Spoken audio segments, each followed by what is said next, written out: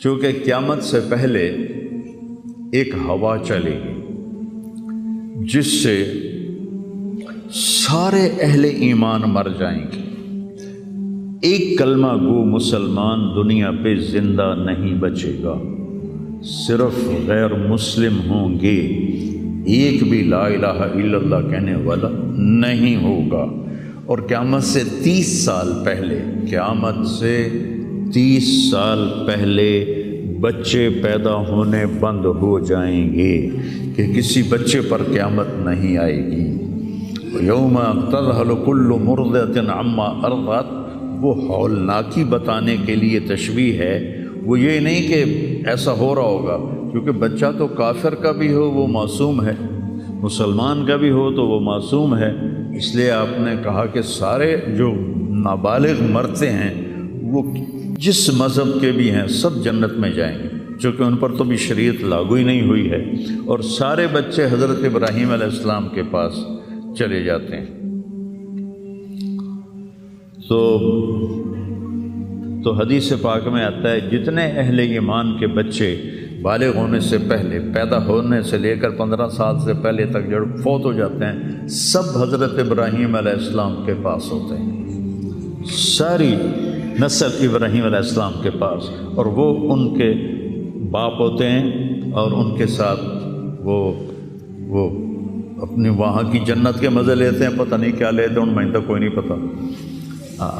بس آپ نے اپنے بیٹے کے بارے میں فرمایا، حضرت ابراہیم رضی اللہ تعالیٰ عنہ علیہ السلام، چونکہ وہ ابھی ماں کا دودھ پیتے تھے، ان کا انتقال ہو گیا، تو آپ نے فرمایا اللہ تعالیٰ نے جنت میں ایک حور کو مقرر کر دیا ہے ابراہیم کو دودھ پلانے کے لیے، سبحان، اور کسی بچے کے بارے میں ایسی بات نہیں ہے۔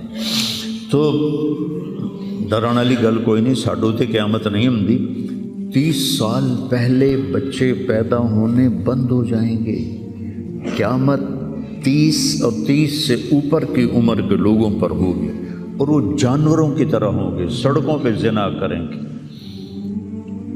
اور ہر انسانی جو اخلاق ہیں ان سے وہ خالی ہو جائیں گے، ان سے وہ خالی ہو جائیں گے۔ یہ امت کے اوپر امتحان ہے۔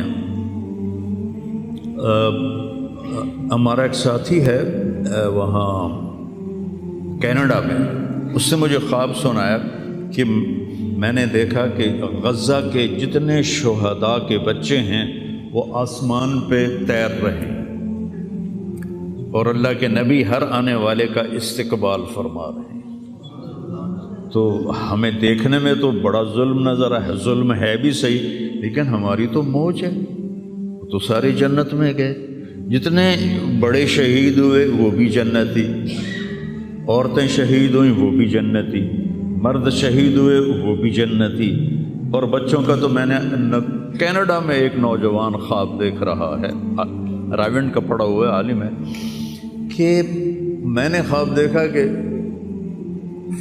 غزہ کے شہداء کے بچے آسمان پر تیر رہے ہیں، اور اللہ کے نبی ہر آنے والے بچے کا استقبال فرما رہے ہیں۔ ساڑی تو موج ہو گئی، ہمیں دیکھنے میں موت نظر آتی ہے، حقیقت میں دیکھو ایک ہوتا ہے کامیاب ہونا، اور ایک ہوتا ہے فتح پانا، ایک ہوتا ہے ناکام ہونا، اور ایک ہوتا ہے شکست کھانا۔ یہ دو الگ چیزیں ہیں، کامیابی الگ چیز ہے، فتح الگ چیز ہے، ناکامی الگ چیز ہے، شکست الگ چیز ہے۔ کربلا کے میدان میں سب سے مقدس خون بہایا گیا، سب سے پاکیزہ خون بہایا گیا، اور ان سب کو شکست ہو گئی، اور وہ سارے گردنیں کٹوا کے نیزوں پہ چڑھ گئے، لیکن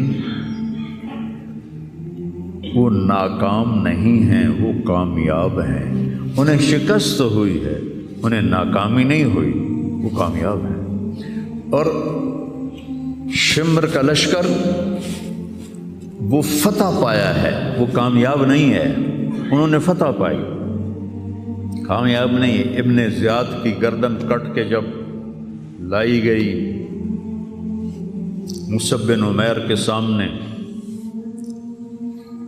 جیسے حضرت حسین علیہ السلام کی گردن کٹی ہوئی ابن زیاد کے سامنے رکھی گئی تو وہ ایسے منہ پہ چھڑیاں مار کر کہنے لگا میں نے ایسا خوبصورت چہرہ آج تک نہیں دیکھا جو مرنے کے بعد بھی اتنا چمکتا۔ کٹی ہوئی ابن زیاد کے سامنے رکھی گئی تو وہ ایسے منہ پہ چھڑیاں مار کر کہنے لگا میں نے ایسا خوبصورت چہرہ آج تک نہیں دیکھا جو مرنے کے بعد بھی اتنا چمکتا ہوا تر و تازہ ہو۔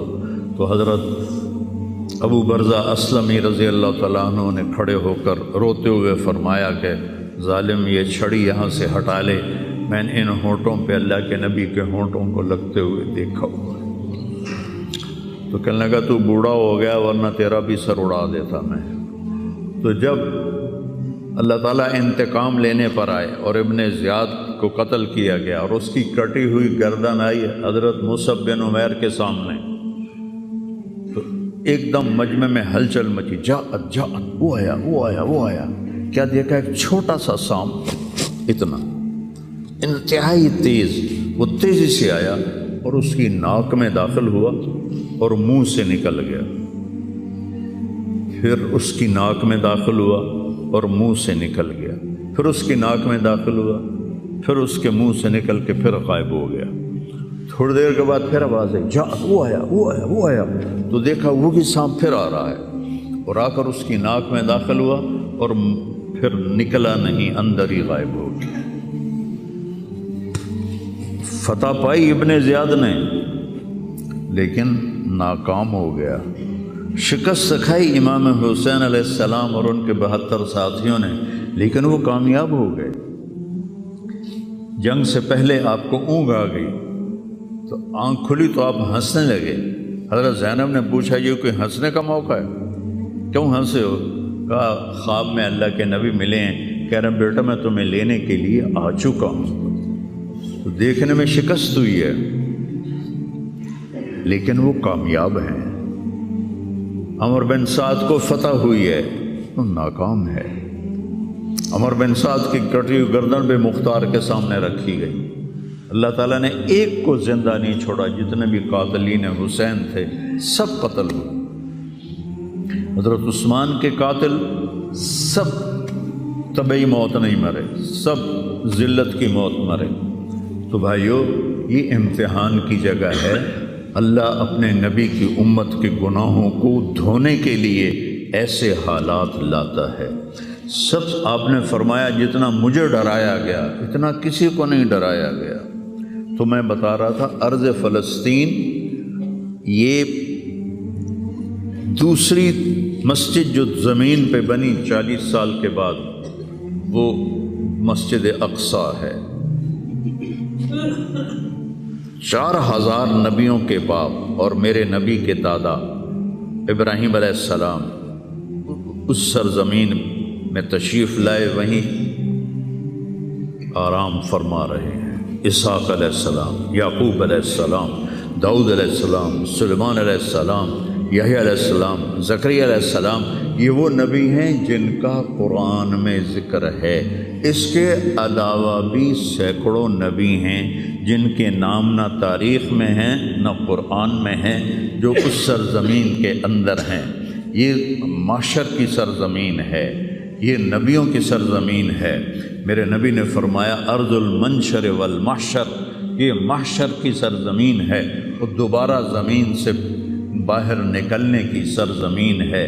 اور پہلا بڑا معرکہ روم اور صحابہ کے درمیان ہوا تھا فلسطین میں، اجنادین کے مقام پر جو آج رملہ کہلاتا ہے۔ رملہ کے قریب یہ روم کی تعداد 90,000 تھی اور صحابہ کی تعداد 30,000 تھی، اور خالد ابن ولید رضی اللہ تعالیٰ عنہ وہ لشکر کے امیر تھے۔ اس وقت وہ عراق میں تھے۔ جب حضرت ابو بکر صدیق کو پتہ چلا کہ جو 18 دن کا تھا اور ایک راستہ تھا جس سے لوگ آتے جاتے تھے وہ 2 مہینے کا تھا، تو حضرت خالد نے فرمایا میں اس صحرا کو پار کروں گا۔ لوگوں نے کہا ہم بھوک سے مر جائیں گے، پیاس سے مر جائیں گے۔ کہا جس لشکر میں رافع ابن عمیرہ ہو وہ لشکر ہلاک نہیں ہو سکتا۔ آئے اشاق گئے وعدہ فردہ لے کر، اب انہیں ڈھونڈ چراغ رخ زیبا لے کر آئے تھے کچھ لوگ جو اللہ کو راضی کر کے دوستی لگا کے دکھا گئے، کب اپنی آنکھوں سے ڈھونڈ چراغ رخ زیبا، تمہیں نظر کوئی نہیں آئیں گے، مرد نظر آئیں گے، انسان کوئی نہیں نظر آئے گا، عورتیں نظر آئیں گی، انسان کوئی نہیں نظر آئے گا۔ تو فرمایا جس لشکر میں رافع ہو وہ لشکر ہلاک نہیں ہو سکتا۔ انہیں فرمایا ہمارے پاس پانی کا بڑا ذخیرہ ہے، ہم ہلاک نہیں ہوں گے، نہیں، ہمارے پاس رافع ہے، اور وہ شخص ہے کہ جو کہے گا اللہ کرے گا۔